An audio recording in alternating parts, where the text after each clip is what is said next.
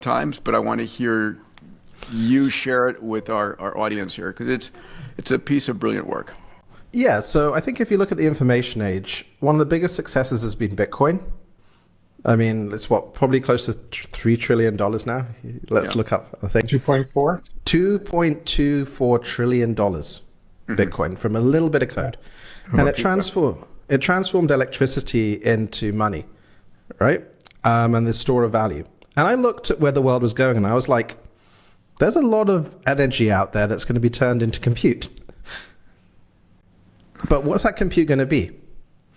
Bitcoin has its benefits and it has its non-benefits. But I was like, what if you had a version of Bitcoin whereby every single coin sold went towards giving AI to cure cancer or to give people free AI to teach their kids? That would be quite something. And it's something that every country needs at once. Because right now, where you are in LA, I think, Peter, the amount of AI used for healthcare on average is 0.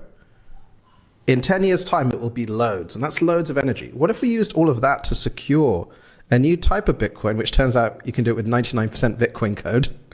Yeah. And then every single coin sale goes towards helping people through open intelligence. That could be the highest dollar. And you can have exactly the same as Bitcoin. So it's not proof of work, it's proof of intelligence. I call it proof of benefit. Because what you want to do is start with something very straightforward. Universal AI. Give that to everyone so they can compete. Give it to everyone in an open form so you know what drives your healthcare, what teaches your kids, what organizes your government, what teaches your finance. The regulated industries should all be open source AI owned by everyone, powered by demand for high quality digital assets linked to intelligence. That's your gold of the next stage. And I was like, if you use that as a base, then it's really amazing because that's stage one. Build a Bitcoin for the intelligence age.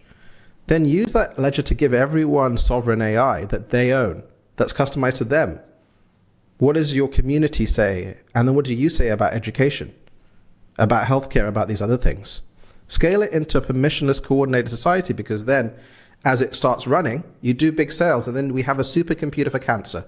Why don't we have a supercomputer for cancer today to organize all the cancer knowledge and make it available to everyone, or for longevity? It makes no sense.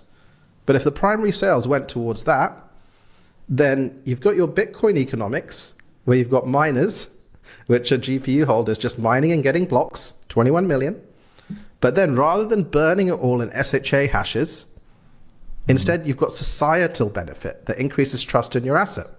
And that was the key loop to get things going, to hopefully then lead to a future where, because the AI and the miners and everyone are optimizing for benefit that starts with open intelligence, that then can be any other type of benefit, your money is aligned with abundance and benefit.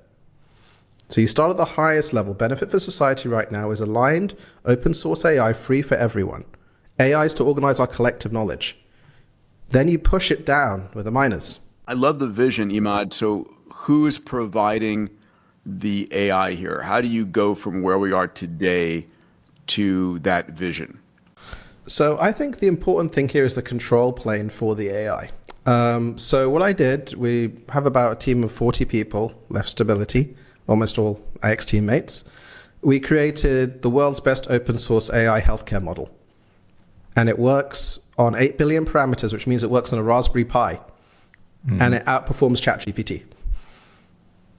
Then we built the world's best agent framework that outperforms GenSpark and Manus and others, fully open source, works on anything, can do whole websites. And the next version, we will have versions with our multi-agent framework to be a doctor, a GP, a radiologist, and others. And it's an open stack. And then we'll do the same for education and finance. And once it's built once, this is the interesting thing. And once it gets to a certain level of performance and it's already above a doctor level, which is crazy, I didn't think it'd be that fast, you don't need to build it anymore. You could freeze the code just like you froze the Bitcoin code.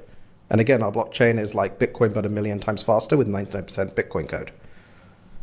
Then that becomes really interesting because what you do then is you can check every medical decision in the world on the edge through free software in a year or two.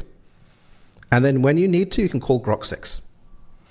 Because the AIs that we use, there'll be 3 types. The AI that manages the regulated industry and all the stuff from that area, education, healthcare, finance, that can all be edge AI. It can all be satisficing once you have gold standard data sets and things. And so we know how to build that. Then you've got your personal AI and your Apple intelligence, your Google intelligence or whatever. And then you've got your super genius AI. And that